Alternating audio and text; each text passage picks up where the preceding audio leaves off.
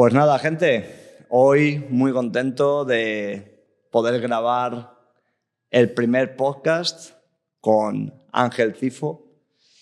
Para mí es uno de los profesores y una de las personas que ahora siempre me gusta tener a mi lado, una persona inquieta por naturaleza y una persona que se ha ganado un poquito ese nombre, un poquito no, se ha ganado el nombre de el filósofo del entrenamiento. Por esa versión tan amplia que tiene del entrenamiento y porque a veces te hace entrar en pensamientos o en ciertas cosas que te explotan la cabeza. Y a veces bajando lo complejo a lo sencillo, que también es muy, muy importante. Entonces, para mí esto es un lujazo que hayas venido de Ibiza a esto. Sabes que siempre te lo voy a agradecer porque me encanta tenerte aquí. Y nada, bajando esto del filósofo del entrenamiento, que sabes que te lo dice mucha gente, y de hecho han pasado diferentes personas por nuestra clínica y dicen que tienes esa versión tan amplia. Yo quería bajarte primero en referencia al podcast, porque quiero una filosofada tuya. Lo intentaremos. ¿Qué te dice Involuciona para revolucionar a ti? Pues a mí me dice algo que es básicamente una ley de vida, porque muchas veces creo que todos cometemos el error, además visto desde la perspectiva que sea, seamos entrenadores o seamos cualquier tipo de profesional, que llegas a un punto en el que te crees que estás en lo más alto, pero siempre o bien llega un factor externo o un factor interno que te hace pegarte un golpe y darte cuenta de muchas cosas, ¿no? Uh-huh. Y es a partir de ahí, de cuando uno llega a ese golpe o a ese tope, en el que te das cuenta de que no estabas en la cima ni muchísimo menos, sino que simplemente necesitabas explorar otras vías o al menos darte cuenta de otras cosas para no solo llegar otra vez a donde estabas, sino que a lo mejor estabas en ese mismo sitio, sino ampliar a otras perspectivas y a otras cosas. A mí es básicamente lo que el nombre me inspira, ¿no? Y considero que está muy bien puesto, además. Porque todos nos hemos visto en esa situación, ya sea por unas cosas, ya sea por otras, y considero que no es algo positivo para nadie desde un primer punto, pero que cuando lo ves con un poco de echar ese pasito atrás, ¿no? Sí que es... ya no es que sea positivo, que lo es, sino además necesario. Y te da perspectiva. Correcto. Más amplia, ¿no? Correcto. Para mí es una de las cosas porque yo siempre digo que Involuciona para revolucionar, tú sabes por qué salió en mi caso, por el tema de la enfermedad, y también viene mucho del desaprender para aprender, ¿no? Que esto es muy necesario tenerlo en cuenta y que precisamente creo que tú, una de las cositas que nombras muchas veces es una cosa que choca mucho a la gente, porque tú vienes de dar un enfoque de lo que es el entrenamiento, cómo programar un entrenamiento, cómo entender el entrenamiento hacia el movimiento, todas estas cositas. Pero luego hay una frase que choca, que es el mejor entrenamiento es el que se hace, ¿no? Y esto quizás a lo mejor la gente dice, vale, pero ¿y entonces qué está tirando por tierra todo lo demás? Explica un poco ese enfoque, porque yo sé más o menos por dónde lo llevas, sí, y de dónde viene, pero dinos un poquito más sobre ello. Sí, esto al final es una... No me gusta lo de la reflexión, ¿no? Me queda como demasiado... No, a mí me gusta que reflexiones. Sí, Paulo Coelho, ¿sabes? Pero al final, cuando uno lleva muchos años dentro del entrenamiento y se ha guiado o lo han empujado hacia ciertos dogmas, como que para entrenar hay que hacer esto, para entrenar bien hay que hacer esto otro, para entrenar bien algo súper específico tienes que hacerlo de esta forma, pero sin embargo para hacer esta otra cosa súper específica hay que hacerlo de otra, ¿no? Uno se da cuenta de que eso no es verdad. Y es que, y además, yo siempre digo una cosa, yo soy el peor entrenador que existe porque me tiro siempre piedras a mi propio tejado y tiro incluso piedras, podría decirse, al tejado del sector, porque yo soy honesto conmigo mismo y soy honesto con la realidad del entrenamiento, y es que el entrenamiento no es algo tan importante como los entrenadores queremos hacer ver. Pero, sin embargo, y aunque esto suene contradictorio, hemos llegado a tal punto en el que, como dice Mario Redondo, ¿no? Un gran profesional, es que hemos llegado a tal punto en la sociedad en el que sí que tiene que ser importante, ¿no? Porque estamos tan sumidos en la más absoluta de las mierdas. Entonces, ¿cómo hacemos que algo que no es tan importante sea importante, ¿no? Pues haciéndolo de la manera más satisfactoria posible. Y yo aquí siempre cuento la misma historia. De cuando yo venía del mundo de la competición, del powerlifting, de la fuerza pura y dura, yo a todo aquel que me consultaba para entrenar, no, pues mira, tú tienes que hacer sentadilla a peso muerto y press de banca de esta forma, en estos niveles de intensidad, porque si te subes a una máquina eso no sirve para nada. Además yo era muy brusco, eso es una mierda. Bueno, pues me pasaba que yo sin darme cuenta generaba rechazo a gente al entrenamiento.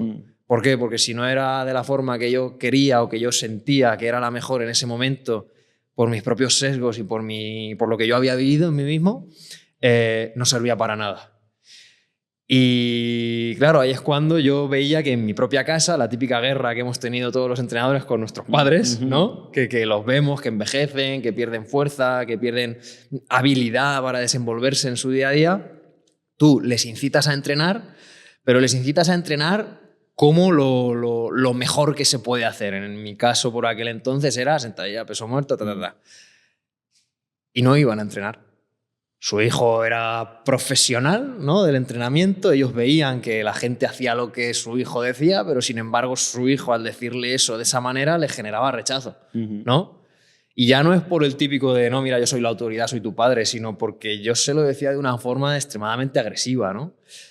Y ahí es cuando yo me generaba frustración a mí mismo o simplemente los daba por abandonados. Hasta que llegó el punto en el que dije, vamos a ver, si mis padres están en ese nivel de entrenamiento tan bajo y a mi madre le gusta ir a las clases de gap o a las clases de boxing del gimnasio, pero no le gusta la maquinaria del gimnasio, no le gusta levantar pesas, me da igual. Que haga lo que haga, pero que lo haga, ¿sabes? Sea mejor o peor. A mí me da igual que haya un paper que sea la rehostia y que me diga que revisión por pares hay que hacer 14 series a la semana por grupo muscular, porque eso es la panacea para la salud y para el rendimiento, entendido rendimiento, como que una persona se pueda desenvolver en su día a día. A mí eso me da igual.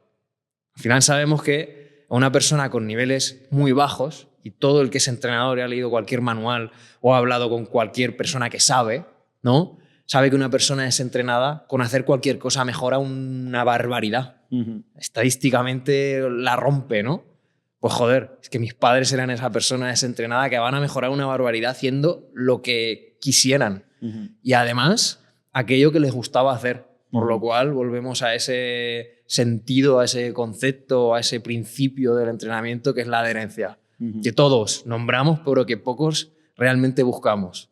¿Por qué? Porque como nos gusta hacer no sé qué cosa y somos muy buenos en esa no sé qué cosa, queremos que todo el mundo haga esa cosa.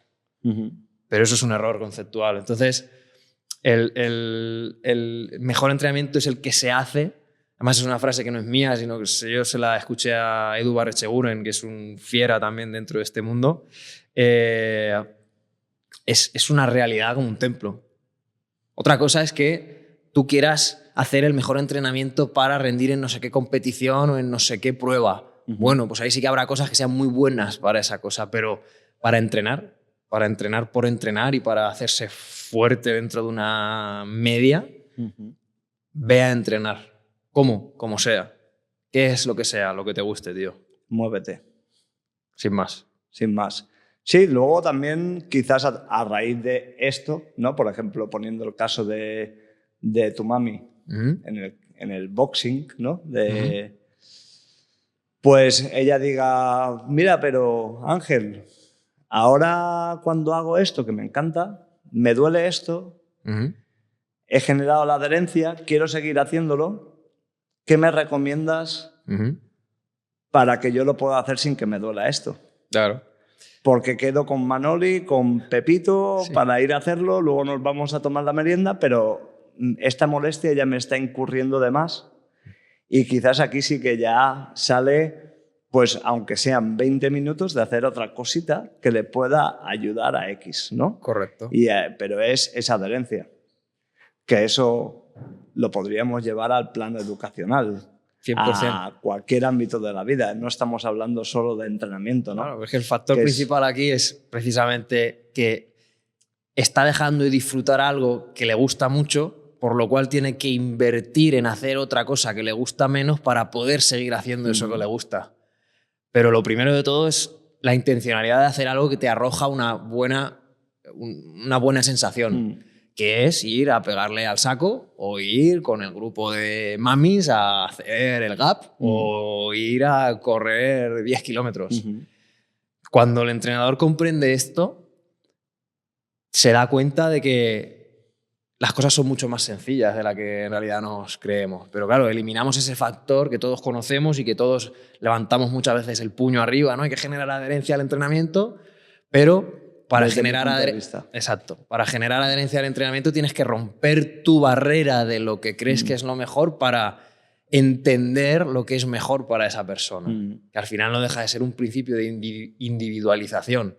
Y ya no hablamos de series, repes, intensidades, que también, sino individualización en cuanto a lo que esta persona va a disfrutar haciendo en el tiempo que esté conmigo para que pueda venir, pues en vez de un día a la semana, venga 2, o en vez de 2, venga 3. Y es que eso le beneficia a todo el mundo, porque a esa persona como persona que entrena le beneficia y a ti como entrenador, que lo ves más veces a la semana, pues te va a beneficiar también por otra parte, que no deja de ser nuestro trabajo. Sí, sí. O sea que... ¿Conoces, llevándolo a esto, porque también te he nombrado un poco lo del tema educacional, ¿conoces a Tony Struch? No. ¿No has oído nada de la Fundación Geniotipo? Sí. Bueno, yo es que en realidad soy muy malo para los nombres, pero quizás sí me cuentas un poco porque esa parte me suena. Vale.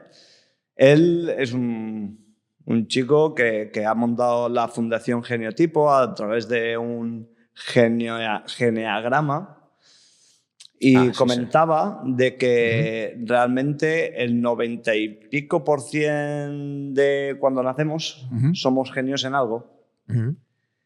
Que luego cuando ya con la adolescencia, con lo que él llama la educastración, que esto es un poco lo que estamos sesgando también como entrenadores también, que es, no, solo esto y no le dejas salir de ahí, pues que a la adolescencia ese porcentaje se ha disminuido, ahora no me acuerdo cuánto, pero muchísimo, y que ya de adultos quedan un 3%, un 4%, ¿no? De lo que es llevar a una educación tradicional, en vez de darnos cuenta de lo que se le da bien realmente a esa persona y a raíz de esto no potenciar realmente a la persona a lo que podría llegar, ¿no? ¿Tú cómo ves esto?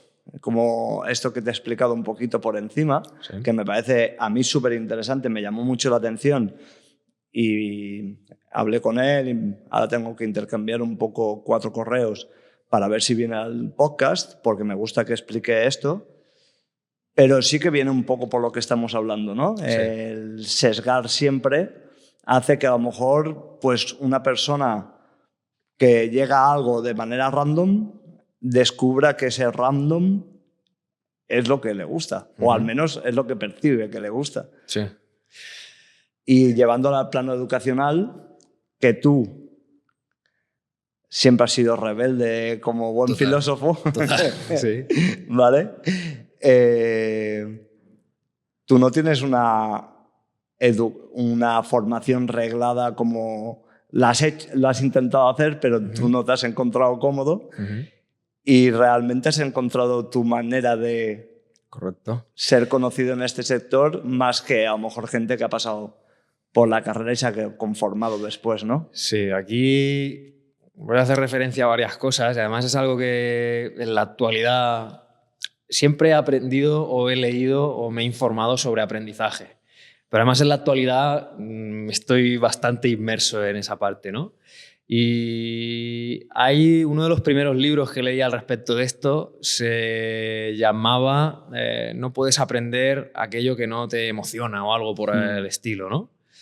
Y extrapolando esto a esa gente que quiere iniciarse a entrenar, ¿no? De hecho, creo hace unos días leía que aproximadamente el casi 80 o 90% de la gente que se inicia el entrenamiento lo acaba dejando. ¿Por qué? Porque se inicia con una obligación y no con una intención o con un propósito que sea más absoluto a esto, ¿no?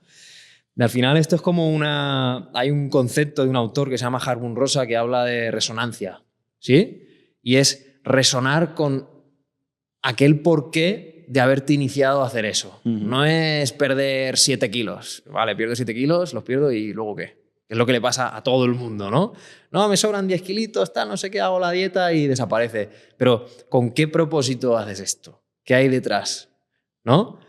De hecho, vuelvo a citar, ¿no? A Edu Barretxeguren, él siempre dice que él entrena ya no por verse estético, que lo está muy fuerte el cabrón, sino por poder jugar con su hija, que él ya tiene creo que 40 años o así, y poder jugar con su hija tranquilamente, arrastrándose por el suelo, colgándose por las barras del parque y ser como ese elemento, ese icono de su hija para verse forzada o motivada, mejor dicho, a mantener un estilo de vida activo, sano, en el que no vaya simplemente detrás de tener el pechito más marcado, los abdominales más marcados para la playa, ¿no? Entonces, aquí es donde creo que nosotros, los entrenadores, debemos de entender mejor esa parte, ¿no? Ser como algo más empáticos tanto para nosotros como para los demás. Porque al final, a ver, siendo realistas, yo me acuerdo los que empezábamos en mi clase de la universidad, en la UCAM, éramos aproximadamente 60 y que se dediquen hoy al entrenamiento creo que somos 4 o 5. Los demás, unos sacaron o no sacaron la carrera, o unos están como polis, otros están como militares, otros se han abierto un restaurante o tal. Pero claro, es que cuando tú no tienes un propósito detrás de esforzarte para hacer algo, o bien lo terminas y se acaba, o simplemente desaparece. Sí, pierde el sentido. Entonces, eso es lo que debemos de generar en la gente con la que trabajamos. Es que el entrenamiento no sea entrenamiento por sí mismo, sino que el entrenamiento sea un proceso hacia algo. Un proceso hacia la mejora de tu salud general, ¿no? Un proceso hacia la mejora de que tú te veas psicológicamente mejor para enfrentarte al día. Los grandes emprendedores siempre lo dicen, ¿no? Que ellos entrenan, aparte para estar saludables, sino para que cuando... Tomar mejores decisiones. Y cuando algo se pone brusco o algo se pone o tienen que hacer algo que no quieren hacer, pues esa disciplina de seguir entrenando y seguir haciendo les mantiene ahí en el barro, ¿no? Y pegándose y pegándose. Entonces, hay que encontrar ese por qué hago esto, ¿sí? Porque si no, ese aprendizaje, que no deja de ser un aprendizaje, el entrenamiento, no tiene sentido. Es como decirte que tienes que aprender matemáticas porque para el futuro te van a servir, ¿no? Te van a servir, sí, pero quizás no el nivel al cual llegaste, sino otro muy bajito. Pues aquí es igual. El entrenamiento te va a servir. Obviamente que te va a servir. Mantenerse activo te va a servir. Pero, ¿para qué? Entonces, el te va a servir, que es verdad, más el para qué te va a servir, a ti te va a plantear un esquema, un mapa mental mucho más sencillo de seguir que, sin embargo, el hacer por hacer. Claro, al final es eso. Tú también llegaste porque creías, o tus padres te decían también, ten la carrera por esto, de que hecho, creemos que muchas veces el titulitis es muy importante y realmente pues a lo mejor tú leyendo un libro un día random pues te despierta mucho más esto, o tú entrenando un día descubres el powerlifting y todo esto, que ya hablaremos de ello, y a partir de aquí pues te empiezas a interesar por cosas y ahí empiezas a encontrar más el camino, propósito y de hecho, quizás el camino a una cosa que te voy a preguntar ahora, que es el tema de eso te lleva a un autoconocimiento de lo que tú quieres hacer y a partir de aquí te lleva, llamémoslo entre comillas o sin entre comillas, al éxito, que es a veces el éxito puede ser una cosa que está muy relacionada con el dinero o tener muchas cosas, pero a veces el éxito es el simple hecho de levantarte contento por ir a trabajar porque te gusta trabajar. Correcto. Entonces,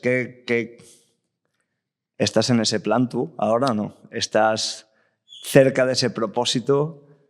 ¿Crees que yo que conozco de dónde vienes, dónde te conocí, bien sabiendo más de tu vida, porque hemos hablado muchas cositas, crees que ahora sí que estás encaminado, aunque puedan venir momentos de otra vez involucionar para luego volver a recabar nuevas ideas, que eso será constante siempre? Correcto.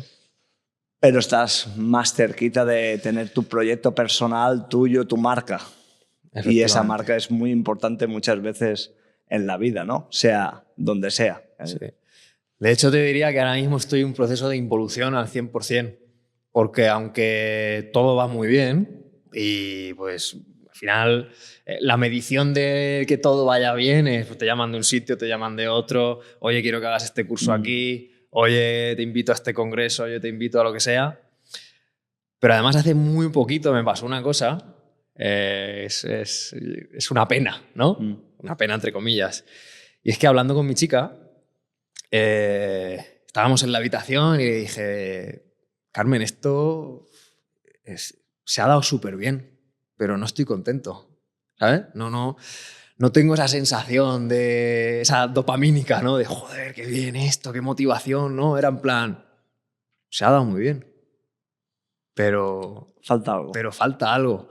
Y no sabía y no sé a día de hoy lo que falta. Yo sé que mi camino, el que estoy recorriendo, es el que yo quiero. De hecho, me acuerdo perfectamente cuando yo salgo de Valencia, vuelvo a casa con mis padres, que fue otra involución, ¿no? Hace 2 años. Y me fui al despacho que tenía mi padre y en la pantalla del ordenador yo me pegué 4 posits en los que había 4 preguntas, ¿no? En plan, ¿resuenas con lo que haces? ¿Cuál es tu propósito? Una de ellas era, ¿eres buena persona? Entre interrogantes. ¿Y el cuarto cuál era? No me acuerdo. Bueno, pero eran como 4 preguntas que estaban en la pantalla del ordenador y yo las miraba todos los días, ¿no? Y además, siempre que las miraba, yo respiraba y decía, joder, es que voy ahí, ¿no? Ah, ¿y cuál es tu camino? Era la cuarta. Y las miraba y decía, sí, es que estoy en él. Y sin embargo, fue hace 2 meses aproximadamente, las había perdido, tío. Entonces, yo siempre digo una cosa, y siempre la he dicho, más un amigo mío que es muy cuantificador de su vida en general, ¿no? A qué hora come, a qué hora cena, a qué hora hace tal, a qué hora pascual. Me decía, pero ¿cuál es el final de tu camino, Cifo? Digo, pues no tengo ni idea. Yo tengo claro que veo un camino, no está definido, está como borroso, pero yo lo veo, ¿sabes? Yo el final no sé cuál es, pero yo veo que el camino es este, ¿no? Y el camino hoy, aquello que me sigue encantando y aquello por lo que decías, ¿no? Me levanto por las mañanas con fuerzas, es llegar a más gente y enseñar a más gente a no frustrarse dentro de una profesión tan bonita como la nuestra. Una de las cosas que más veo en el día a día, en la actualidad, es que hay muchos entrenadores muy buenos, cosa que antes no pasaba. Yo antes me echaba las manos a la cabeza y decía, madre mía, pero ¿cómo tú puedes decir que entrenas a gente? O sea, la típica pregunta que uno se replantea es que a ti no te dejaría a mi hermana ni a mi madre ni de coña, ¿sabes? Pero hoy, sin embargo, sí. Y el problema de esos entrenadores que son muy buenos es que tienen tantas dudas que los bloquean y aparece esa parálisis por análisis que en su momento nosotros la aprendimos dentro del entrenamiento, de que si le doy un foco, no sé qué, la persona se paralizaba, pero es que eso hoy pasa en el profesional. Y es que uno te habla de utilizar un metrónomo, el otro de utilizar frío-calor, el otro de utilizar no sé qué leches, el otro de que si el borde interno externo del pie te genera que si la inhalación, la exhalación, que si el simpático, si mil cosas, y eso tú lo tienes que gestionar intentando unir todos esos puntos, cuando en realidad no tienes por qué unirlos. Están ahí, pero la propia complejidad de la situación, de la persona, del entrenamiento, de todo, va a hacer que a lo mejor tocando uno de esos 50 puntos, todos los demás se reorganicen de tal forma que la persona salga hacia adelante, ¿no? Entonces ese es mi propósito hoy, digamos, y es simplificar hasta lo absurdo, como yo digo siempre, el hecho de que tú, con las herramientas que ya tienes y que ya haces bien, no haces mal, las haces bien, ¿no? Pues puedas sacar al máximo número de clientes adelante. Porque además, yo una cosa que me he replanteado miles y miles y miles de veces es ¿por qué cuando yo inicié a entrenar gente no tenía dudas? Y todo lo que hacía me salía bastante bien. ¿Por qué? Si ahora que se supone que soy un referente tengo más dudas que antes. No tiene sentido. Y es precisamente por eso, porque antes fluías más con lo que tú tenías, porque estabas explorando, porque estabas descubriendo. Exactamente. Y ese descubrimiento guiado, ¿no? Que además deja de ser una de las partes de lo que es el aprendizaje, te llevaba a estar más en consonancia con lo que hacías, en resonancia, perdón, con lo que hacías, y eso hacía que tu percepción sobre lo que hacías fuese mejor, la transmisión sobre lo que hacías fuese mejor, la persona confiara más en ti y que esa persona al final saliera adelante mucho antes. Y eso es lo que hoy se pierde. Que con tantas dudas que tienes en la cabeza, hoy haces una cosa, mañana haces otra, pasado haces otra, generas tanta variación dentro del estímulo que estás dando que ninguno se consolida. Y entonces, si nada se consolida, no hay adaptación. Y si no hay adaptación, pues al final no es un colapso. Es un colapso. Que es un poco lo que creo que hemos recibido todos en la etapa escolar también y tal, que no, realmente ahora es súper complejo porque luego no sabes de finanzas y dices cuántos años he perdido ahí, ¿no? O cuántas veces he tenido que escuchar ciertas cosas que no me interesaban y esto que me interesa no sé nada porque no me lo han dicho, ¿no? Pero bueno, yo creo que tú estás en un punto que es por el que yo te conocí y que ahora estoy muy contento por cómo te veo. Evidentemente, que por ser inquietos, ahora que estamos en Inquieto Estudios, pues por ser inquietos, pues siempre te falta algo, ¿no? Porque siempre. Es como, vale, pero ¿dónde puedo llevar al siguiente escaloncito todo esto? Y esto es ese propósito, no quedarte quieto tampoco, ¿no? De, venga, quiero siempre dar un pasito más... porque tú también quieres indagar en ese pasito más. Correcto. Y si no fuera así... ¿no? Entonces, al final es más por ti que luego lo vas a trasladar a los demás. Pero ese pasito más... Claro.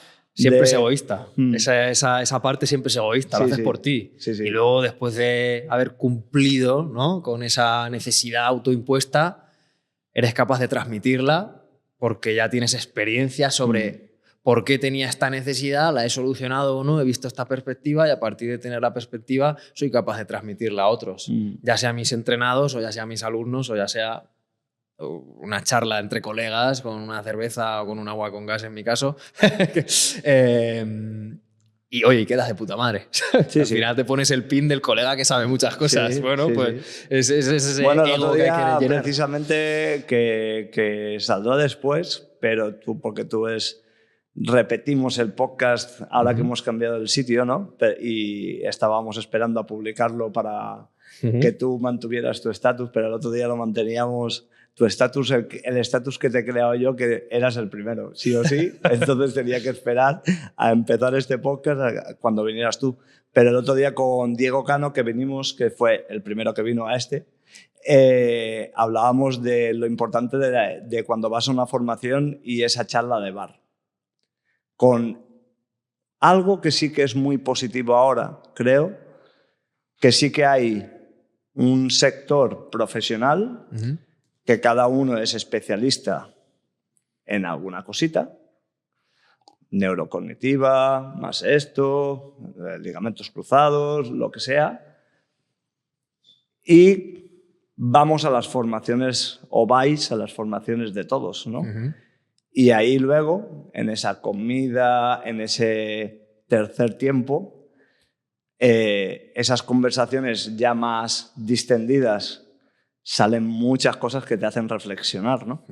Que esto le puede pasar a cualquier empresario cuando monta su marca, que se junta con cualquier persona y en una mesa sale esa idea, ese papelito que te apunta uno, esa frase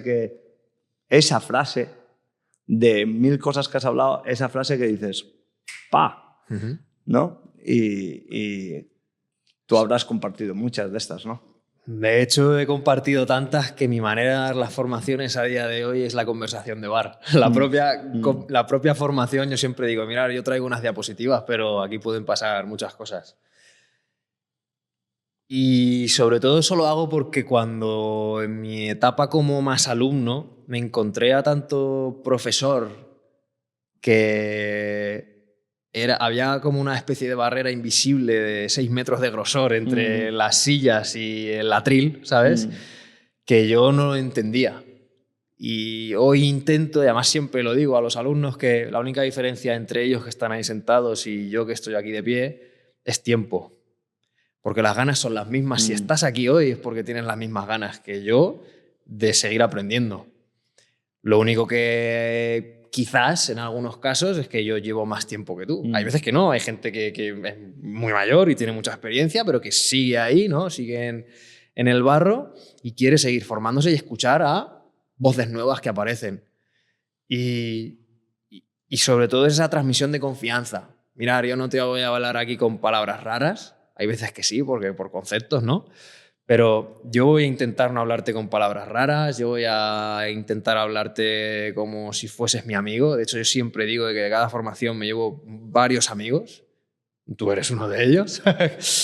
Y porque considero que esa cercanía y ese lenguaje sencillo y esa manera de exponer las cosas como, oye, pues el otro día leí esto, ¿sabes? Y se lo cuentas riéndote o cuentas una anécdota que fuera totalmente de contexto. Y además yo me caracterizo por ser bastante burro muchas veces, soltando barbaridades.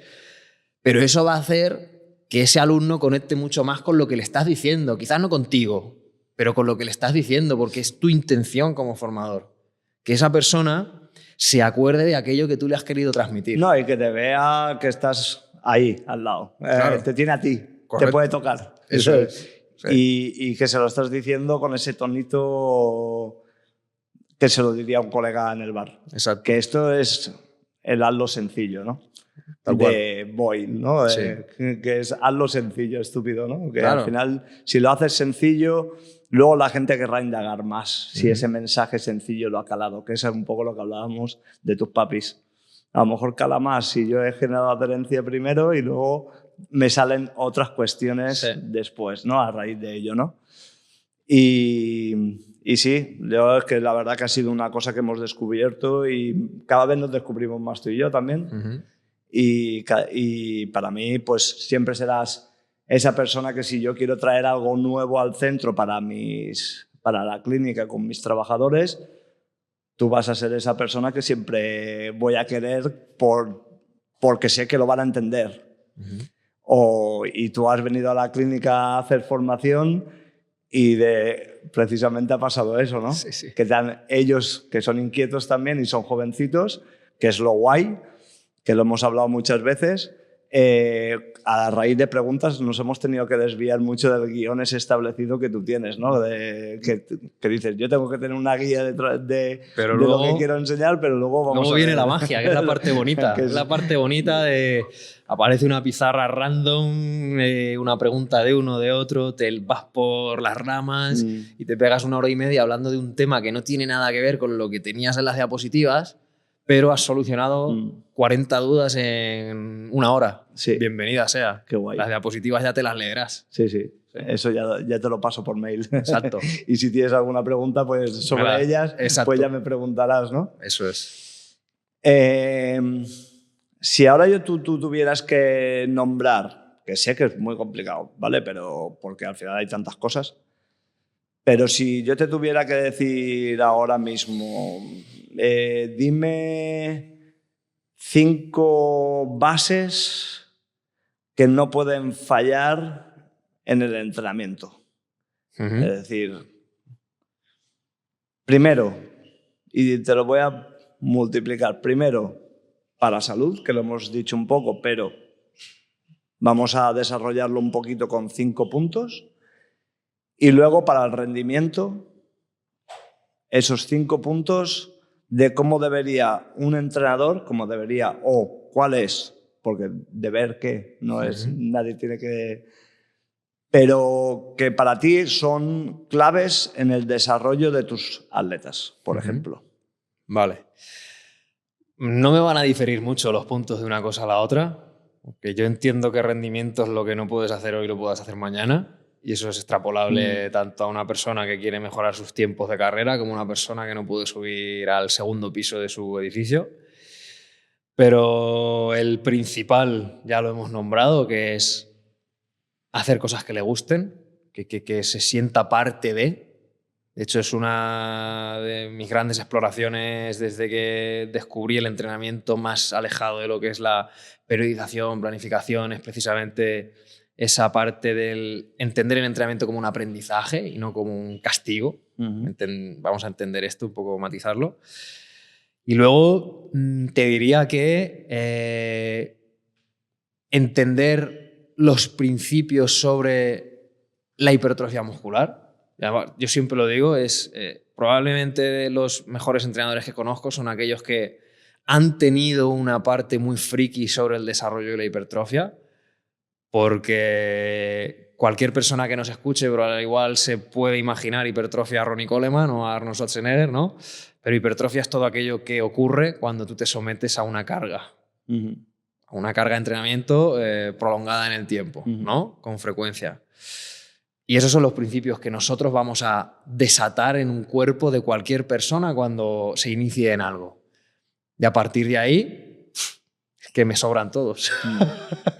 Porque sí, luego de la hipertrofia a la fuerza, de la hipertrofia a la resistencia, de la hipertrofia a lo que sea, pero al final son cosas que o bien antes o después, si tú entrenas fuerza, desarrollarás hipertrofia. Si tú entrenas hipertrofia, desarrollarás fuerza. Si tú entrenas fuerza, vas a tener capacidad de desarrollar luego resistencia, que luego quema hipertrofia, pero a su vez, ¿no? Vas a poder regular esto por bloques.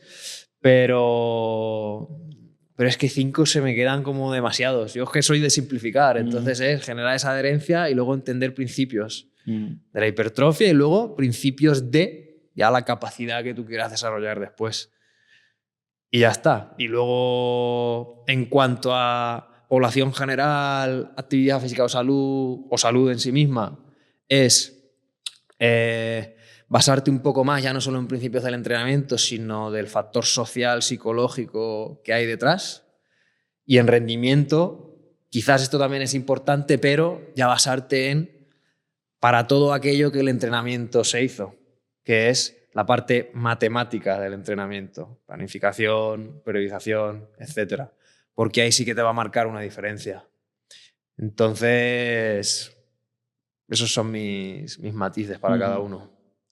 Claro, al final tú llevas también, por ejemplo, pues a gente que va a campeonatos de halterofilia, todo esto, que tienen que exponerse a grandes desplazamientos de barra por encima de la cabeza. Evidentemente, pues esa parte psico de superar ciertos miedos, pues tiene que aparecer, ¿no? Más allá de lo que es simplemente pues he desarrollado hipertrofia y lo que conlleva después, pero sí que aquí ya hay una parte técnica o esos focos que tú le tienes que dar para que esa barra se desplace en la dirección que se tiene que desplazar para ser más eficiente, ¿no? Que también creo que al final es también es extrapolable a la población general. 100%. Muévete lo más eficientemente posible, gastando lo menos posible, ¿no? Que esto es muy importante. Pero sí, estoy de acuerdo en todo. Que todo, además, es que creo que un poco la pregunta iba por el que la gente vea que converge mucho más una cosa con la otra de lo que parece, ¿no? Separarlo. Es que de hecho el rendimiento no aparece sin la salud. Correcto. Porque si no hay salud es imposible que tú puedas hacer lo demás que te va a implicar rendimiento. De hecho, ¿no? uno de los mayores males de nuestra profesión es la típica frase de que el rendimiento no es salud. Pues si no tienes salud, ¿cómo vas a tener rendimiento, tío? Claro. Es imposible. Es inseparable. Es inseparable el entrenamiento para salud que el entrenamiento para rendimiento. El entrenamiento no tiene apellidos, el entrenamiento es. Entonces, a partir de ahí, simplemente tienes que modular aspectos tan sencillos como que a una persona le tienes que apretar más las tuercas en cuanto a volumen, densidad, frecuencia, intensidad, ¿sí? Y a otro simplemente le tienes que dar, pues bueno, flow, sí, un abanico de posibilidades de poder hacer cosas y tú, sin tenerlo marcado como un objetivo muy cerrado, pues desarrollar bloques de, pues mira, ahora para darle un sentido, ¿no?, a esa periodización básica, pues ahora un bloque de fuerza, ahora un bloque más enfocado a expresar potencia, otro bloque en el que igual meta más ergómetros para desarrollar vatios, otro tal. Pero sigue siendo entrenamiento. Y variabilidad a tope. Ya está. Pero es que, lo repito, el entrenamiento es. No tiene un apellido o 25 apellidos, como la fuerza. Fuerza explosiva, fuerza absoluta, fuerza no sé qué, fuerza no sé cuántos. Fuerza es fuerza, tío. O sea, es así. Ahí va. Pero bueno, tu marca personal es strength, ¿no? Que es fuerza, ¿no? En inglés. Pero ahora, como te quería preguntar sobre eso, pero has dicho una cosa que el otro día estaba hablando porque quiero hablar con una deportista de alto rendimiento. Y el otro día con mi chica surgió el tema también, ¿no? Porque decía, bueno, el tema, por ejemplo, cuando tú entrenas a una chica de alto rendimiento, ¿no?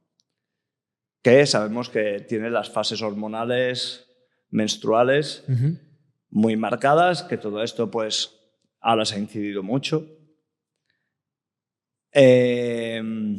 Y hablábamos precisamente de eso, que no quiero decirte lo que mi opinión sobre ello, porque evidentemente lo que decía ella tiene parte de razón, pero según el contexto a veces es imposible, que es esas 4 fases que tiene la mujer,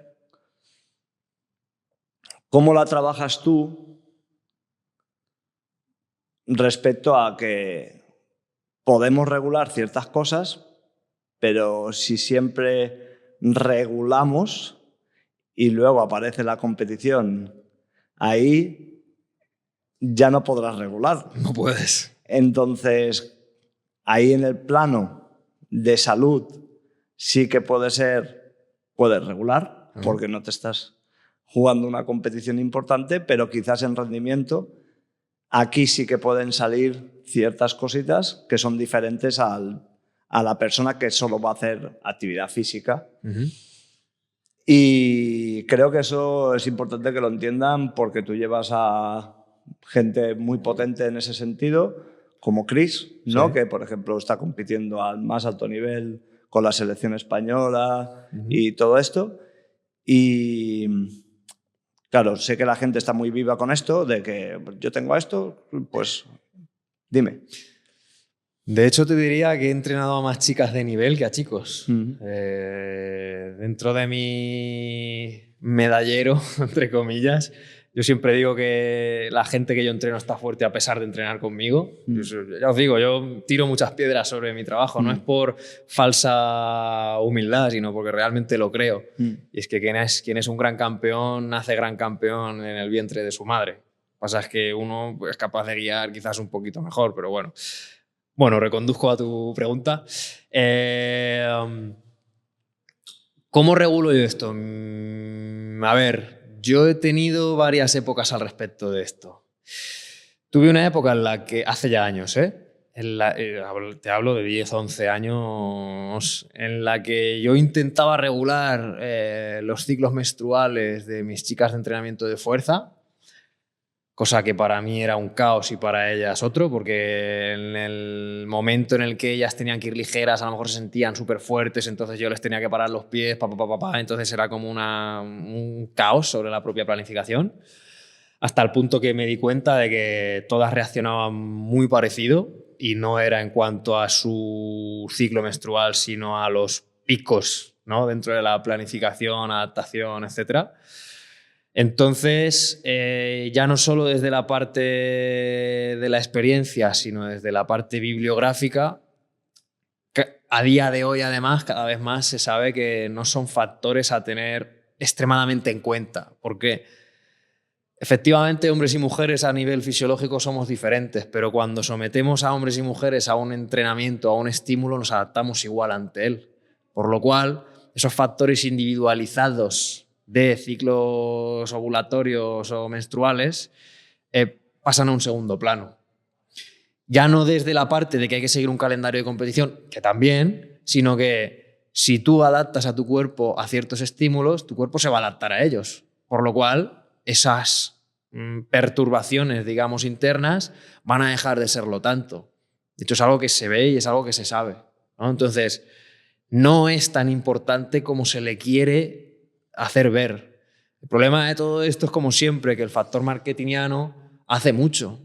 Y además, hace no mucho, estudiando sobre este tema, me puse a ver estadísticas a nivel mundial de los porcentajes de mujeres que estaban dentro de los centros de entrenamiento y, dependiendo de países, etcétera, eran entre un 57 y un 63% a día de hoy.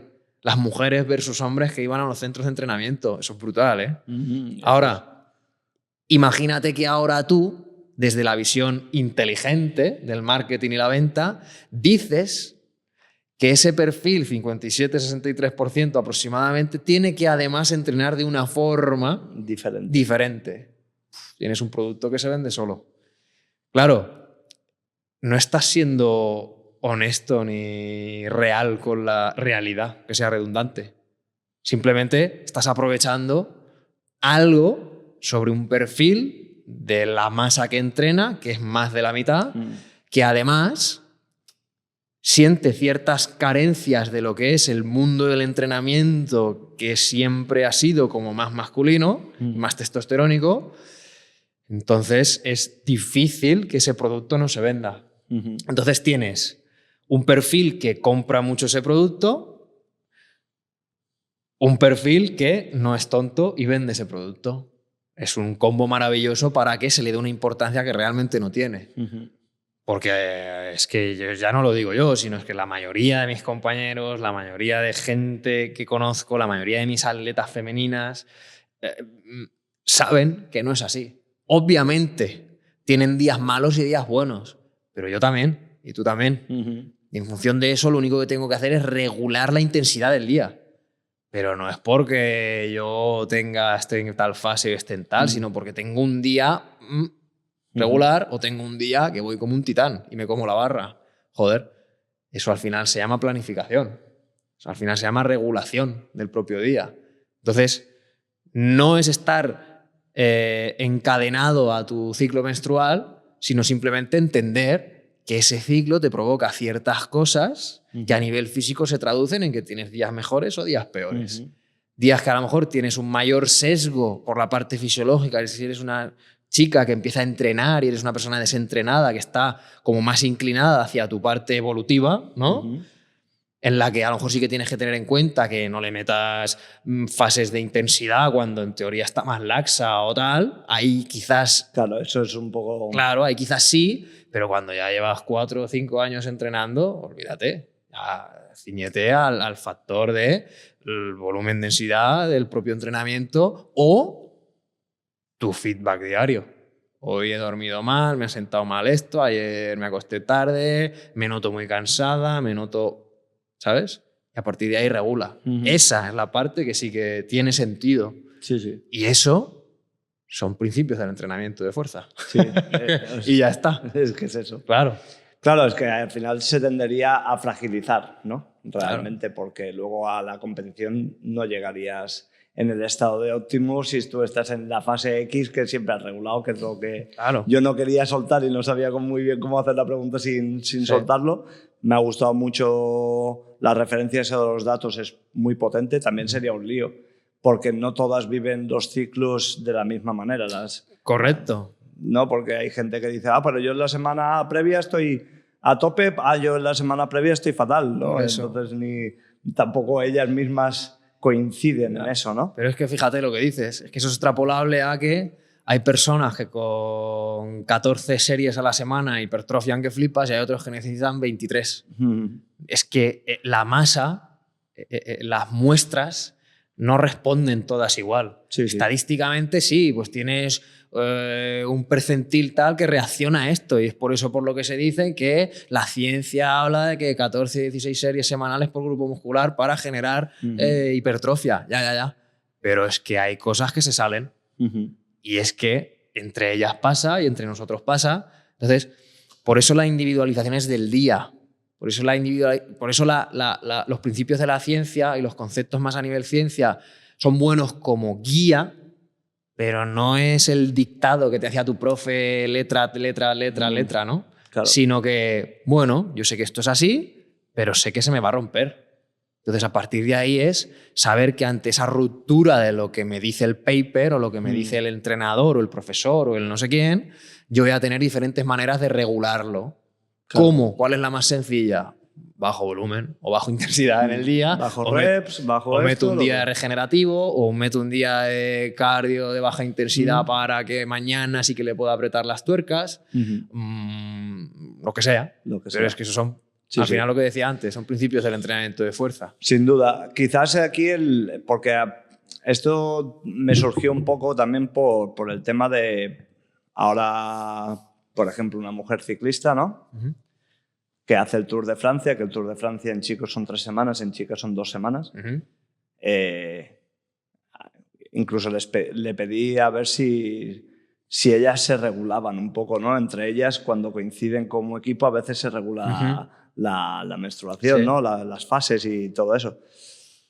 Y claro, yo digo, claro, en 2 semanas aquí no se salva nadie. Sí, hay un momento que como todas estén aquí, no hay quien tire... Sí.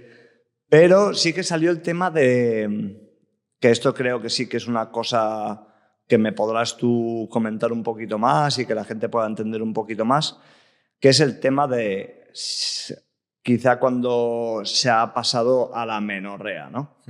Que hay gente que arrastra amenorreas cronificadas durante mucho tiempo. ¿Tú qué piensas sobre esto? Pues mira, yo ahí he tenido muchos casos de chicas. Por desgracia, ¿no? Dentro del mundo del, entre comillas, rendimiento, se tiene la visión de que una persona de rendimiento tiene que estar físicamente definida, físicamente con un porcentaje de grasa muy, muy bajo, ¿no? Y yo, no lo hemos dicho, pero además estoy muy vinculado al mundo del CrossFit, mundo del powerlifting, mundo de la halterofilia, etc. Entreno deportistas de todos los deportes. Pero al final yo vengo de ahí. Tu nicho, que es lo que quería hablar ahora. Es de donde yo vengo y al final pues es lo que se arrastra, ¿no? Y el hecho de verse físicamente bien arrastra muchas veces esto, ¿no? Que a nivel hormonal estés hecha un bicarbonato.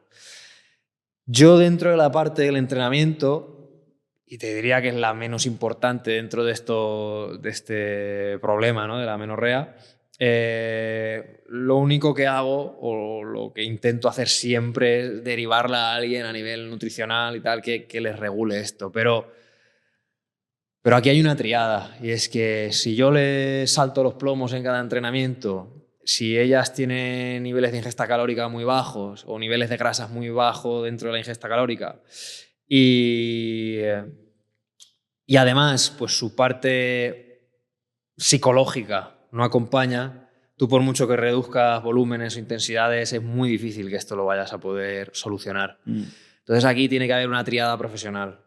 Yo aquí, por ejemplo, siempre confío mucho en un Nutri que es Marcos Nutrition, dentro de Instagram. No recuerdo su apellido. Y él trabaja muy bien en este aspecto. Yo le he derivado a muchísimas chicas y es que lo hace muy bien. Incluso la gran mayoría de ellas te diría que lo han recuperado. Y joder, al final estás devolviendo a tu cuerpo para... Lo han recuperado sin dejar de hacer. Hombre, 100%. Que eso es lo Claro, interesante. es que es lo que tiene que pasar, es recuperar tu ciclo sin dejar de hacer lo que te gusta, que es el entreno. ¿Sí? Y entonces llegas a ese punto de bascular o balancear tu cuerpo, tu cabeza, tu nutrición, tu todo. Entonces es algo que dentro de lo que es una putada, ¿no? Porque al final tú lo haces o ellas lo hacen con unos objetivos de rendimiento, de joder, es que esto es lo que me han dicho que tengo que ser o tengo que hacer o cómo me tengo que ver, y se acaba convirtiendo en una... No sé si está clasificado como enfermedad, pero yo diría que quizás no la menorrea como tal, pero derivados de sí que ovario poliquístico y todo esto viene de aquí. Entonces, es complicado. Es que es un tema complicado porque es que lo hablábamos precisamente porque antes de hablar con esta ciclista, que es la que quiero traer sí o sí, me decía, claro, que ella había hablado con ella y dice, si aquí el problema no es las fases hormonales, sino que todas arrastramos amenorreas muy, muy, muy, muy heavies. Muy bestias. Y sabes que lo llevas así, claro, somos alta, pero claro, dices, ¿hasta qué punto esto puede ser devastador o que termine antes tu carrera, ¿no? 100%. Entonces, aquí sí que, pues a lo mejor en los periodos de descanso se tendría que hacer un cambio drástico en los periodos así para que se pudiera regular de alguna manera. Sí. Y bueno, volviendo ahora, que tú ahora lo has nombrado un poquito y antes hablábamos del éxito y del propósito y todo esto, cuando tú empezaste en Albacete en su momento con el powerlifting, que te gustaba hacer el burro, que vienes de un papi que es fuerte, que tú eras fuerte, todas estas cosas. Y a mí una de las cosas que me gustaba mucho como explicabas tú, aunque no lo dimos como tal, y ahora es la que queda pendiente contigo, es ahora tus formaciones. Una es los movimientos olímpicos, que ahora con la fiebre esta que hay está súper, que ha sido una pasada, porque es ver cómo chicas han pasado de ser chicas delgaditas para estar guapas a chicas que quieren, como se dicen hoy, fit, ¿no? Sí. Y que ahora están más fuertes que muchos chicos. Muchos chicos, que la mayoría, de hecho. La mayoría de chicos, que quizás esas fases hormonales y el sufrimiento pues son capaces de trasladarlo también a que yo sufro y soy más constante ante el dolor, ¿no? Ante la fatiga física, ante todas esas cosas. Pero bueno, tú llevas 2 formaciones, explícanos un poquito, porque ya te han llevado a Colombia, ya te están empezando pues, a llamar de aquí, de allí. En España ya has ido por todos lados, por todos los rinconcitos. Y tanto, sí. ¿Qué se puede encontrar una persona allí sobre estas formaciones? Una es la de los movimientos olímpicos y la otra es... Una es movimientos olímpicos y la otra es entrenamiento de fuerza basado en movimiento. En realidad hay una tercera, pero que es solo online, que es la de entrenadores, en la que abarco mil millones de cosas. Sí, hay métodos de valoración, de aspectos psicológicos, de perfiles de gente. ¿Y esa solo la tienes online? Esa solo es online. Vale. Sí, lo bueno de esa online es que una vez al año hago una quedada presencial en la que los puntos que han generado más dudas dentro de la formación los abordamos ahí. Pero dentro de las presenciales, la de los movimientos olímpicos, a ver, depende del día, digo que una es mi preferida o que la otra es mi preferida. Sin embargo, te diría que por lo que conlleva la de movimientos olímpicos, que fue la primera que saqué en solitario, es como que me llena mucho, ¿no? Y aparte, en la formación de movimientos olímpicos se entrena. Y es muy bonita, porque ves a gente que no ha hecho olímpicos en su vida, que ha tenido miedo de ir a una formación oficial de la federación porque hay gente que ya hace halterofilia y la hace bien y tal, y por el mando directo que se da dentro de la propia formación, pues viene aquí. Además, yo es una de las cosas que utilizo, ¿no? para captar al entrenador promedio. Y es que, tío, si te da vergüenza porque lo vas a hacer aparentemente mal o crees que lo vas a hacer mal, ven aquí porque no lo vas a hacer mal. Lo vas a hacer. Y ya está. Y es brutal porque además siempre se me juntan los dos perfiles más extremos, el que lleva mucho tiempo haciéndolo y quiere buscar más de cómo refinar su manera de enseñarlos, porque es una formación de cómo enseñarlos, no de cómo hacerlos perfectos, es una formación de cómo enseñarlos, versus aquel que no los ha hecho nunca y tiene esa curiosidad de iniciarse. Y los que lo hacen mucho y lo llevan haciendo mucho tiempo siempre me dicen, no me creo que esta persona no los haya hecho nunca. Porque en un día, en una jornada, ves a gente haciendo sus hand power cleans o sus power snatch o lo que sea, bien. No perfecto, bien. Bien. Y flipan. Porque claro, gente que lleva años en un box viendo cómo se hacen las clases de halterofilia, cómo se tal, cómo tal, llevan 2 años intentándolo y lo hacen muy reguleros. Pues en cuestión de un día, de una jornada de tarde, mejor dicho, ya no es un día, sino 3 horas por la tarde, ves a alguien haciendo algo que, además bibliográficamente y en los manuales, siempre ha trascendido como los movimientos más difíciles de enseñar de la sala de pesas. Entonces, hay algo ahí que no cuadra. Y aquí es donde yo me escudo siempre en el eslogan marketingiano de no son difíciles, solo que no los sabes enseñar dentro de lo que requieren, que es tiempo, y no tanto, pero sobre todo entender qué hay detrás, no de una técnica, sino de un movimiento. Y es ahí donde la formación de entrenamiento de fuerza basado en movimiento entra un poquito, ¿no? Yo, de hecho, nunca las desarrollé con la intención de que fueran niveles, pero varios alumnos me dijeron, pero la de entrenamiento de fuerza es un nivel inferior a la de movimientos olímpicos, y yo siempre decía, no, la de olímpicos es una especialización y la de entrenamiento de fuerza basado en movimiento es una generalidad. Pero, sin embargo, sí que hay aspectos de esta que refuerzan mucho a esta. Podría ser al nivel 1 claro, para que tú luego entendieras más fácil el nivel 2 o pudieras trasladar. Pero igualmente, claro, que al final es una frase que te he escuchado mucho a ti, ¿no? De dime cómo hacerle sin decírmelo, ¿no? Que es simplemente con un foco. Ya está. Pega la barra a ti. O no eches la barra lejos de ti.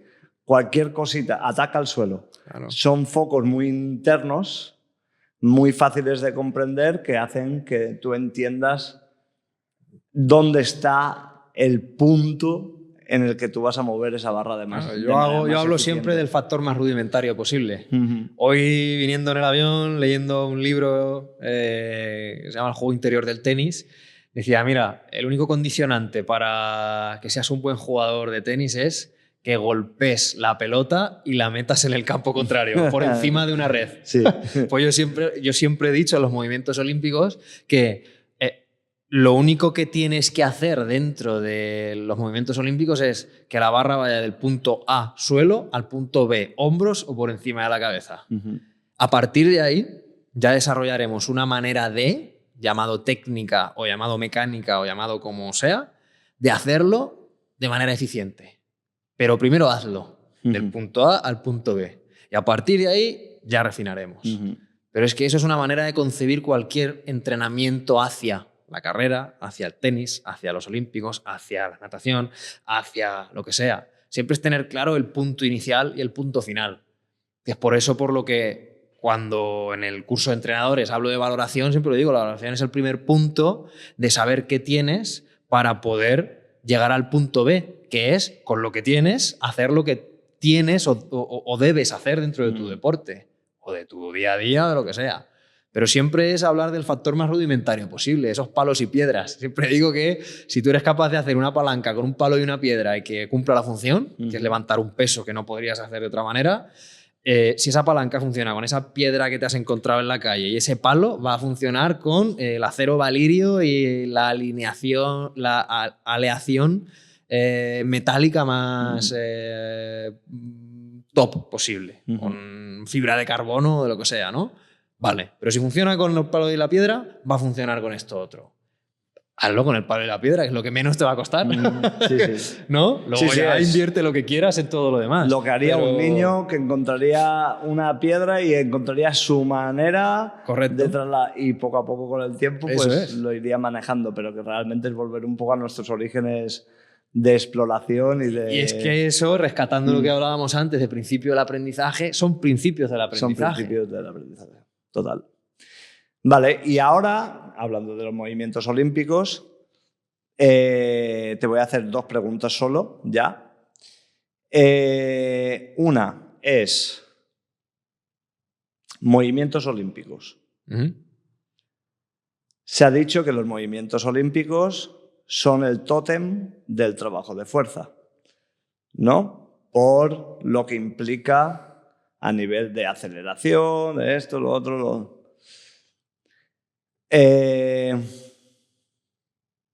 si nos puedes hacer un poco una diferenciación entre que diferentes movimientos olímpicos tienen diferentes cositas cada uno de ellos para conseguir ciertas cosas, por ejemplo, un jerk, un snatch, un clean, que son los más conocidos a lo mejor. ¿Qué nos aporta cada uno de ellos a nivel diferencial dentro de que todo es un movimiento olímpico? Bien. Y luego todo eso a nivel de rendimiento, sí. También cómo lo podemos entender para una persona de readaptación y salud. Y lo último, la variante del landmine. ¿Vale? Y con esto... Tírame ellas. Habla esa hora que tuve... Vale. Los movimientos olímpicos, dices, son como el tótem, ¿no? Además yo les llamo de una forma dentro del curso que son el desenlace de la fuerza. Por el hecho de que ya no solo con la parte de la experiencia, sino la parte bibliográfica también, nos dice que los movimientos olímpicos son aquellos que más RFD producen, ¿no? Que es la tasa de producción de fuerza del deportista o de la persona. La RFD podríamos decirle a la gente que es la curva de fuerza-velocidad. Sí, es la parte de generar la máxima fuerza la máxima fuerza o al menos la parte más inclinada, ¿no? De la generación de fuerza. No es llegar al pico. Entendiendo que hay una cuadrícula aquí. Exactamente, sino el momento de aplicar lo máximo en el menor tiempo. ¿Sí? No llegas al pico de fuerza, pero sí de una manera muy rápida. Entonces, esto al final va a generar rendimiento, obviamente. Cuanto tú seas más capaz de generar fuerza rápidamente, vas a poder reaccionar mejor ante un estímulo externo o lo que sea. Bien. ¿Qué pasa? Que los movimientos olímpicos en sí mismos, al ser los más difíciles de enseñar, tienen algo, y es que los grandes clubs a nivel deportivo pues los han intentado incluir enseñándoselos a deportistas que tienen muchas carencias a nivel de coordinación, movilidad, fuerza, tal. Pero ¿qué pasa? Que efectivamente los movimientos olímpicos entendidos como los movimientos de halterofilia, el clean, el snatch y el speed jerk, cada uno de ellos representan como una expresión de fuerza bastante característica, ¿no? El clean es la fuerza bruta por excelencia, es el más bruto dentro de los tres.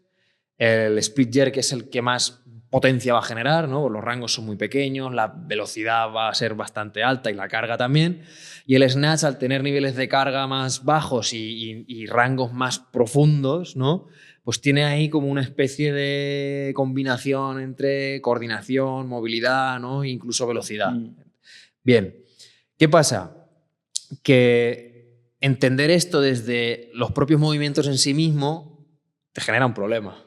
Porque sí, tú buscas RFD, pero la RFD al final es una consecuencia de aplicar mucha fuerza, ¿sí? En un periodo corto de tiempo.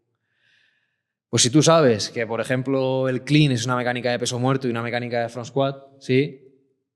Pues tú para llegar ahí quizás tendrías que empezar por esas mecánicas hechas con una menor velocidad y poco a poco gradualmente ir añadiéndolas.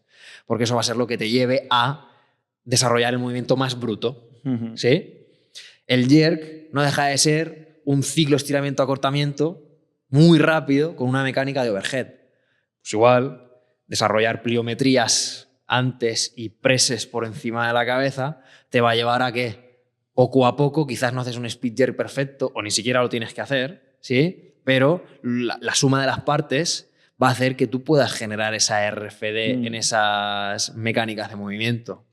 Y el snatch, que yo siempre digo que es el movimiento que yo prescindiría de él en cualquier población, a no ser que tenga que competir en haltero, o a no ser que tenga que competir en CrossFit, o a no ser que tenga que CrossFit lo está quitando ahora, lo está radicando de la competición porque era el más complejo. Se reduce, pero bueno, sigue estando. Sigue estando, pero ahora es como que han visto cuando el Irox le está cogiendo la tostada. Está empezando a decir que va a quitar el snatch porque es el que estaba... genera más incidencia ahí de decir, pues mira, me meto a esta competición versus a esta. Entonces, es la manera de que, sabiendo que esos 3 movimientos son los que me generan fuerza bruta, potencia, coordinación y velocidad, pues los desarrollas por separado sin hacer los propios movimientos, ¿no? Porque el hacer ese aprendizaje diferencial que se le llama, ¿no? Mecánicas con una mayor aplicación o menor de velocidad en aceleración o deceleración, va a hacer que cumplas el objetivo final sin tener que estar encadenado al propio movimiento. Y al final eso es lo que cualquier entrenador necesita o debería de buscar. Es, con un balance de tiempo invertido, tener los máximos beneficios posibles. Y no únicamente mirar por un agujerito así de pequeño porque el snatch es el movimiento que yo necesito para hacer tal. Eso es mentira. A lo mejor te gusta el snatch, pero no lo necesitas. Te gusta. Necesitar son cosas muy diferentes, ¿no? Entonces, es así como yo los veo. Y me faltaba la última parte. Que quizás es el landmine. El landmine. Que sale como ese recurso. Correcto. Ante un movimiento en el que tú no puedes tener una flexión de hombro o... Entonces aquí es donde aparece, pues como en todo, al final siempre aparece en escuelas o gente que es avispada y dice, pues si esto es la leche para esto y es difícil de llegar, voy a hacer algo más sencillo y soluciono el problema del mercado, ¿no? Aparece el landmine, no es que aparezca, el landmine lleva todos los años, desde que existen barras olímpicas acompañándonos, ¿no? Pero sí que aparecen las variantes de movimientos olímpicos con la ejecución dentro del landmine. ¿Qué pasa? Que los muy puretas dentro de los olímpicos o la halterofilia dicen que el landmine nunca va a ser un buen ejercicio para desarrollar esa RFD, esa potencia. ¿Por qué? Porque la carga no llega ni a la mitad que podrías movilizar con la barra libre. Pero aquí es donde yo echo el freno y digo, vamos a ver, si resulta que con ese perfil de deportista o ese perfil de población que no vas a poder hacer ese olímpico como tal, el landmine sí que te permite empezar a trabajar movimientos complejos con niveles de coordinación relativamente elevados, mano-pierna, ¿sí? Te da una base de soporte extra, que ya no son tus piernas, que también, sino la del propio landmine, y te da una trayectoria de barra completamente predecible. Estás haciendo que esa persona aprenda a hacer fuerza rápidamente. Porque claro, si siempre nos hemos pegado golpes en el pecho diciendo que las sentadillas en el bosu son una mierda porque implican mucha inestabilidad, ¿no? Y complejidad de un movimiento que debería ser sencillo, ¿por qué en algo que nos aporta estabilidad en un movimiento complejo que nos permite hacer más fuerza y al final los niveles de fuerza, lo que todos buscamos, decimos que no sirve? Estamos pegándonos puñetazos en la boca, literalmente, porque es exactamente lo mismo, solo que uno es un material demonizado, el bosu, ¿sí? Y la inestabilidad, y el otro es un material que nos encanta, que es la barra. Ya. Pero lo que decías antes, ¿no? Hay que pensar un poco más allá de lo que a mí me gusta o lo que yo creo que es lo mejor. Porque, si no, ese perfil de persona que tú vas a intentar hacer que cargue la barra y no carga la barra y un día se hace daño en la muñeca y el otro en el codo y el otro en el cuello y el otro no sé qué, va a decir, la barra es una mierda, no me gusta. Sí, lo pierdes. Y entonces lo has perdido. Y volvemos al inicio. Es que nosotros estamos encantadísimos con el landmine porque hay mucha gente que ni de coña, y además le tiene un respeto ya simplemente hacer a veces un back squat o cualquier cosa, porque son atletas y no han hecho fuerza nunca y tal, pues exponerles a estas cosas más coordinativas, entrando en diferentes planos rotacionales, aplicando también esa parte coordinativa, se divierten. Claro, se divierten y que además metiéndose aquí llegan unos grados de flexión de hombro que no llegan con la barra. Se divierten y meten carga. Cosa que de la otra forma o bien no pueden, o bien no quieren, o bien les da miedo. Mientras que esto les gusta. Si esto te está ayudando a meter carga a una persona que no la tolera de otra forma, tú, que no sé quién eres, me vas a decir que esto no sirve para mi deportista, tú flipas. Estoy haciendo que entrene fuerza, tío. Y tú eres el primer abanderado que me dice que hay que entrenar fuerza, ¿no? Entonces, tu mensaje con la realidad no cuajan, tío. Claro, pero no es lo mío. Claro, pero no es lo mío. Volvemos a lo mismo. A ese egoísmo o ese egocentrismo. Exacto. De yo te enseño esto porque esto es lo mío, es mi nicho y no te quiero meter nada. Claro. Pero bueno, lo del Landmine Squad, que es una página que lo utiliza muchísimo, te enseñan muchísimas cosas con el Landmine que son muy atractivas. Claro, y al final lo atractivo genera adherencia y al final ese es el punto al que tenemos que llegar siempre, ¿no? La adherencia. Si algo mola, la gente lo quiere hacer. El principio del podcast, ¿no? Correcto. Eso. Y ya, bueno, te había pedido lo de la readaptación dentro de esta pregunta, porque sí que, como se habla que es muy lesivo, pues la gente no entiende que también puede ser a nivel readaptación positivo, pero quizás venga un poco por ese también Landmine que ya te permite hacer ciertas cositas que cuando luego tú quieras hacer una flexión de hombro para cargar una cosa que a veces la gente no se da cuenta, pero cargar la maleta encima del avión pues es llevar una carga que para una persona que está lesionada pues, o una persona mayor le parece imposible y luego te comentan, uy, que ahora tengo fuerza. ¿Sabes? Esas pequeñas cositas sí.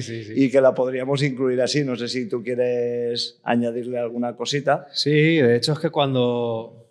Hace poquito que grabé una clase además de movimientos olímpicos hacia o dentro de la readaptación y volvemos a lo mismo. O sea, cuando tú no ves más allá de los movimientos olímpicos de clean and jerk, snatch y ya está, vale, ya he unido los dos, tienes un problema. Cuando tú no ves más allá de los derivados de los movimientos olímpicos, la segmentación de esos tres movimientos, vuelves a tener un problema. Los movimientos olímpicos no son tres movimientos. Los movimientos olímpicos son aquellos que mediante la conjugación de fuerza, coordinación y velocidad hacen que una masa, en este caso barra, se mueva rápidamente, haciendo que tu cuerpo sea capaz de subir, de bajar, de ampliar, reducir rangos de movimiento. Entonces, utilizar una barra hexagonal, un jump rag, es un movimiento olímpico, es un principio de un tirón. Utilizar un peso muerto desde bloques o rack pull es un movimiento olímpico. Si tú terminas en esa intención de arrastrar la barra o de subir la barra, un push press, empujando el suelo con las piernas para que la barra vaya por encima de la cabeza, no deja de ser un movimiento olímpico. Un landmine jerk es un movimiento olímpico. Entonces, todas aquellas variantes que aunan fuerza, coordinación y velocidad no es que puedan encajarse o no en la readaptación, es que deben. Porque la fuerza al final es una derivada de lo que sería la coordinación de los segmentos tanto a nivel intra como extra, muscular, ¿sí? No deja de ser la coordinación de que el brazo haga no sé qué con la pierna, no deja de ser de que la porción distal o proximal del isquio, cuádriceps y la paradoja del lumbar se coordinen para que la rodilla flexione, cadera, tal, no sé qué. Y aplicación de velocidad en la capacidad de contracción que tiene el músculo, en función de cómo estén posicionadas las articulaciones y en función de la carga que yo esté movilizando. Entonces, esto viene de generar nombres y apellidos, siempre pasa. Si yo genero nombres y apellidos en los ejercicios, en las expresiones de fuerza, en todo, genero el lío. Claro. Pero cuando me voy a esos palos y esas piedras, ¿cómo no voy a meter yo coordinación en un hombro lesionado? Si resulta que luego tengo que hacer un tirón y meterme aquí, que es una rotación interna, rotación externa, pues tendrás que hacerlo rápidamente. Sí, sí. Tendrás que meter un front squat, tendrás que meter un peso muerto con encogimiento del trapecio, tendrás que hacer a lo mejor unas elevaciones al mentón, como yo me acuerdo perfectamente una vez que expliqué el módulo de movimientos olímpicos, que tenía un chico que venía de la hipertrofia pura y dura y no entendía lo que era el tirón. Y yo le decía, no, el tirón, no sé qué, brazos, codos arriba, no sé cuántos. Y el tío me miraba hasta que lo hizo 2 o 3 veces y me dijo, Cifo, tío, esto es como la barra al mentón típica del ejercicio de hombro y trapecio. Correcto, eso es. Pues pasó de no tener ni puta idea de lo que tenía que hacer a saber lo que tenía que hacer. Solo. Claro, y eso al final lo deja, o podría ser un ejercicio para la enseñanza de los movimientos olímpicos dentro de una readaptación del hombro. Claro. Bueno, y además tú has dicho aquí una cosa que yo ya siempre le explico, por ejemplo, a mi madre, ¿no? Que hablemos de la parte familiar o esto. Le digo, mamá, la fuerza, al final que has dicho, la fuerza, la coordinación y la velocidad, ¿no? Un tropiezo es fuerza, o sea, salvar en una persona mayor o con déficit de fuerza de un tropezón y que se rompa una cadera, una clavícula o cualquier cosa, o que ponga las manos mal, es el simple hecho de sacar la pierna rápido, atacar el suelo para fijar y que te acompañe el cuerpo para que tu centro de masas esté lo más equilibrado posible, ¿no? Sí. Y que seas capaz de reaccionar ahí.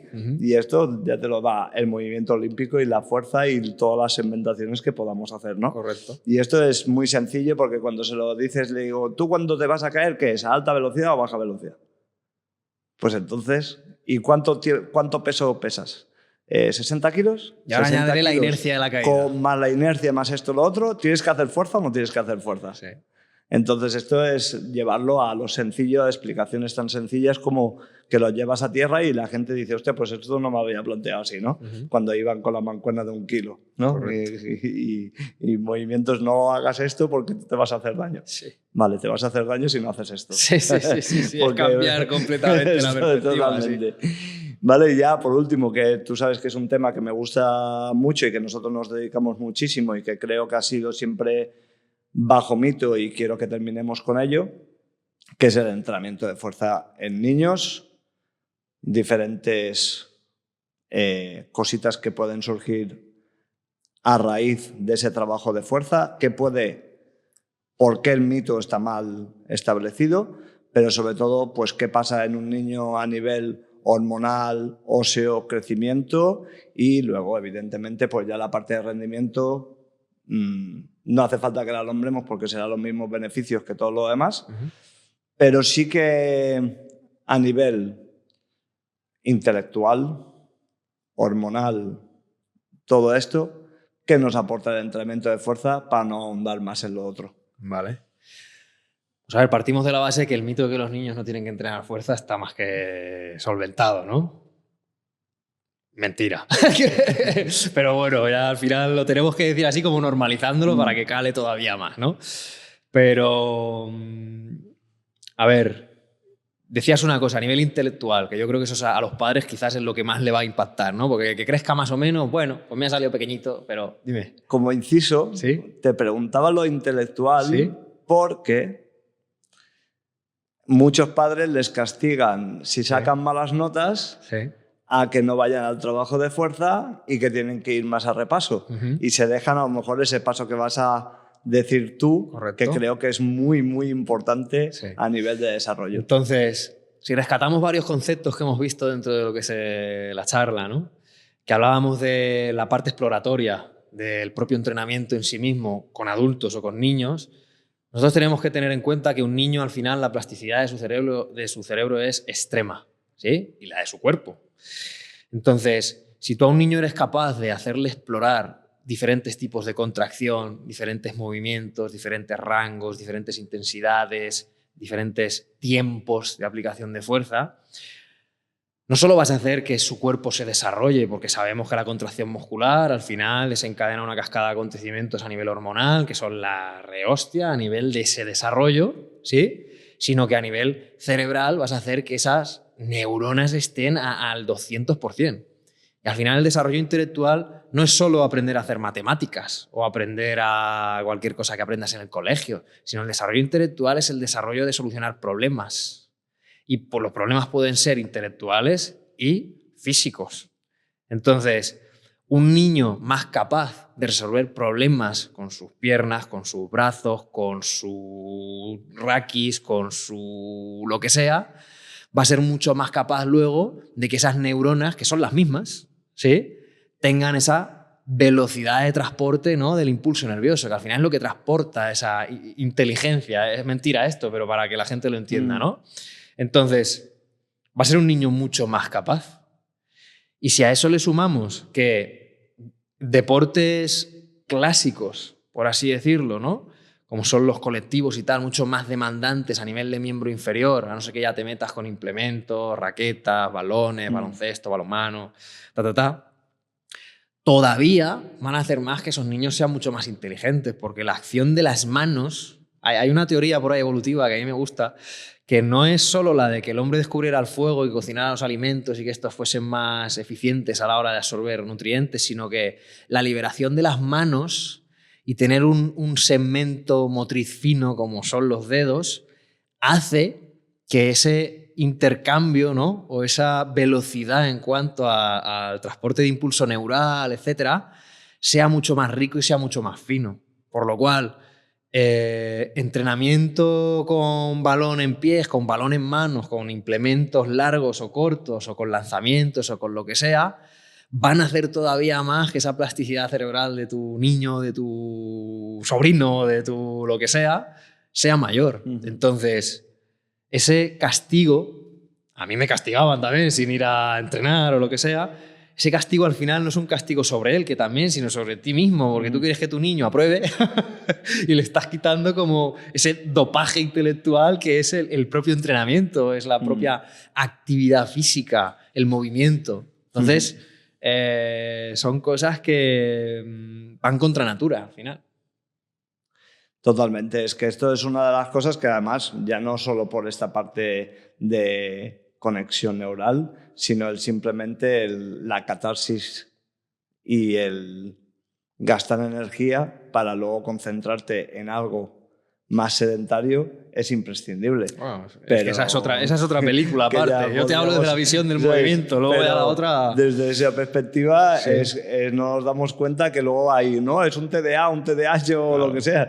No, es que lo tienes ahí comprimido y sesgado en una jaulita y ya ellos ya se están enjaulando hoy en día con las redes y todo esto, que serían 1000 melones que podríamos abrir. Podemos hacer 6 partes si quieres. Tal cual. Pero nada, me ha encantado, como siempre, ya poderte tener aquí para poder inaugurar el podcast de manera oficial, y voy a cumplir tu deseo, que no lo sabéis, pero su deseo es, después de esto, partirse el intestino en sus ratos libres haciendo una buena comilona. Y sabe que conmigo pues también lo tiene, porque quede lo que me quede, me voy a llevar con un buen sabor de boca y en eso nos entendemos. Muy bien, además. Y nada, pues aquí el filósofo, que ya lo sabéis, Ángel Cifo, coach, que si lo queréis buscar en Instagram, pues lo tenéis bajo este nombre. Y nada, espero que ya hayáis hecho un poco el aplauso ese dentro de casa, porque la verdad que traerle... Podríamos hablar de muchísimas cosas, pero si no, nos cierran el chiringuito aquí en Inquieto y no partimos el intestino. Entonces hay una urgencia. Más natural imposible, y gracias, Ángel. Gracias a ti. Ya sabes que... cuando me llamas, ahí estoy. Tardé 2 minutos en sacarme. Ya lo sabes. Bueno. Ay.